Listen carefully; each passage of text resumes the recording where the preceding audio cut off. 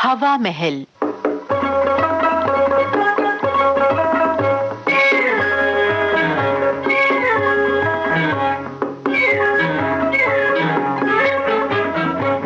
आज के हवा महल कार्यक्रम में आपको सुनवाते हैं अनूप कुमार शुक्ला की लिखी झलकी नया अंदाज।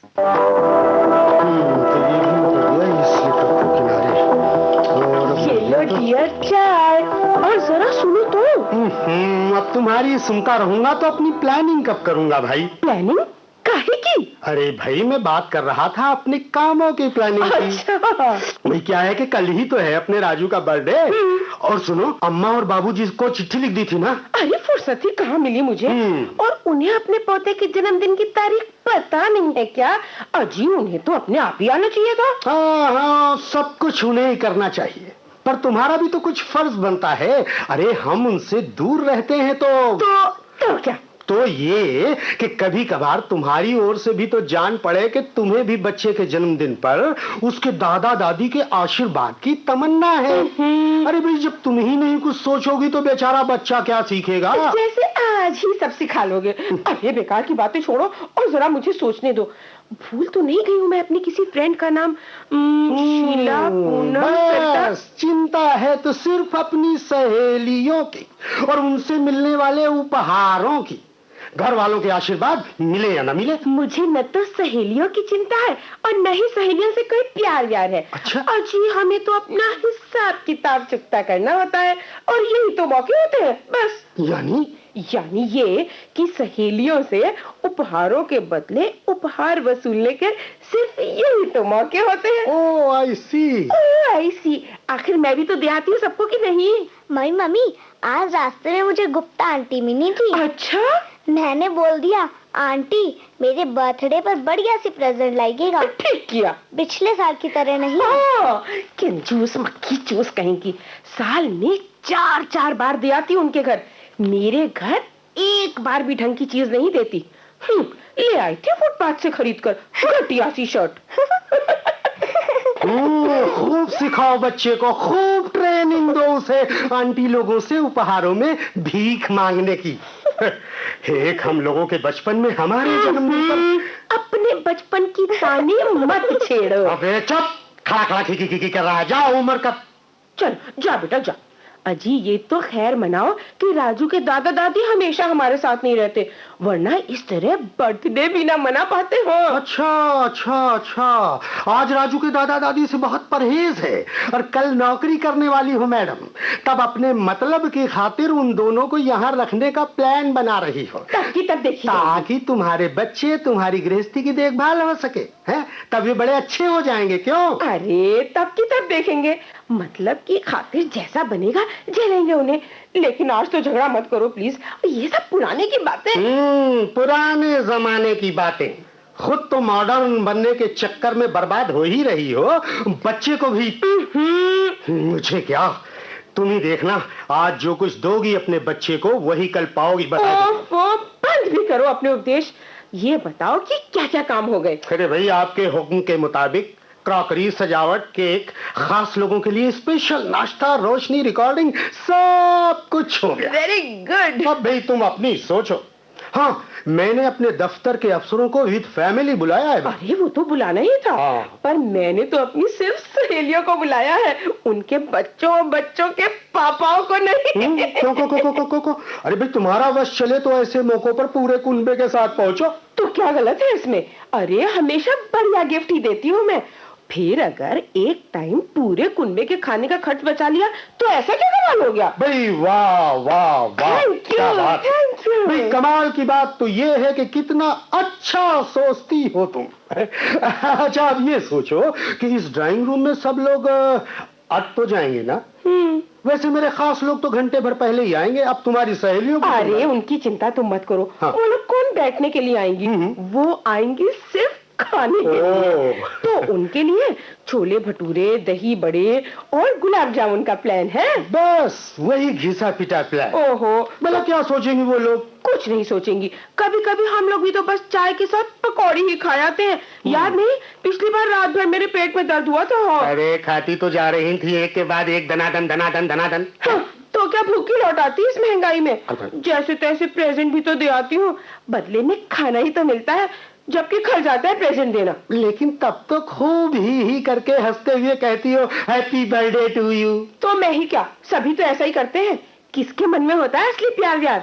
फिर तो महीने के आखिर में तुम्हारे बच्चे के बर्थडे पर वे लोग भी वैसे ही रोकर खींच कर प्रेजेंट लाएंगे और यहाँ आकर कहेंगी वैसे ही हे करके हैप्पी बर्थडे। बस बस रहने दो, ये तो सब बराबरी के सौदे होते हैं। तो फिर क्यों मनाती हो इस तरह का बर्थडे?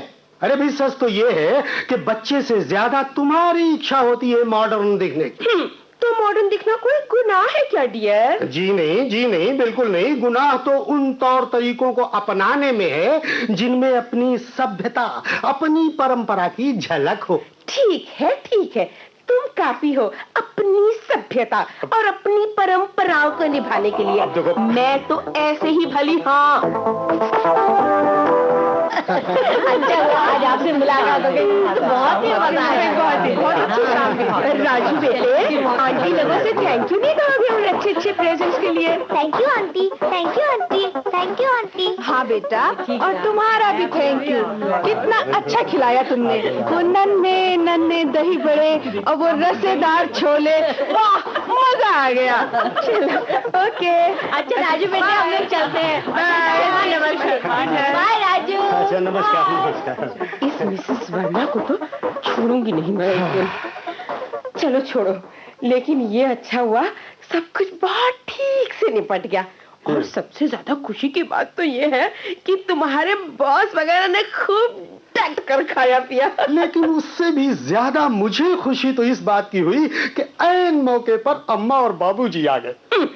वैसे तुम्हें बताए बगैर चिट्ठी लिख दी थी मैंने उन्हें। क्या कहा? लेकिन वो आए तो अपने आप ही हैं, चिट्ठी तो भी पहुंची भी नहीं होगी। और एक तुम हो कि जाने क्या उल्टा सीधा बोलती रहती है उनके लिए।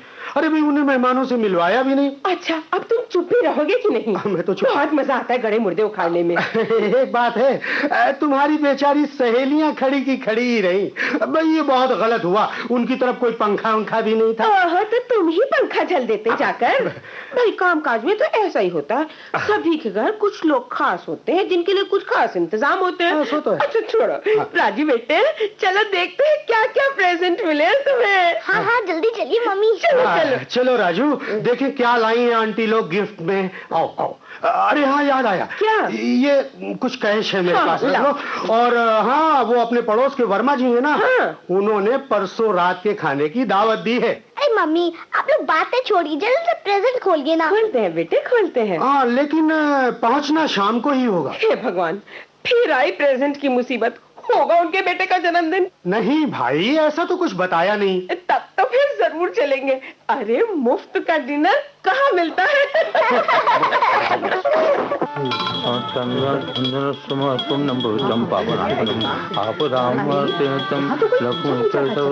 मंगलम भगवान विष्णु मंगलम गणध्वजा मंगलम मंगलाय मंदिर में आ गए हम लोग। भाई कहीं रिंकू का बर्थडे तो नहीं है? अजी कौन मनाता है आजकल बच्चे की बर्थडे बिना विज्ञापन किए? हाँ सो तो है। आइए आइए, नमस्कार नमस्कार। आइए ना। क्यों भाई, लगता है कुछ छिपाया है आपने? कोई फंक्शन है क्या? अरे आप सब जहाँ इकट्ठी हो जाएंगी वहाँ की महफिल में वैसे ही फंक्शन जैसा माहौल हो जाएगा। हाय नजर ना लगी, रिंकू कितना प्यारा लग रहा है। सफेद कुर्ता धोती, गले में माला और माथे पे तिलक, जैसे किसी फैंसी ड्रेस कंपटीशन में हो।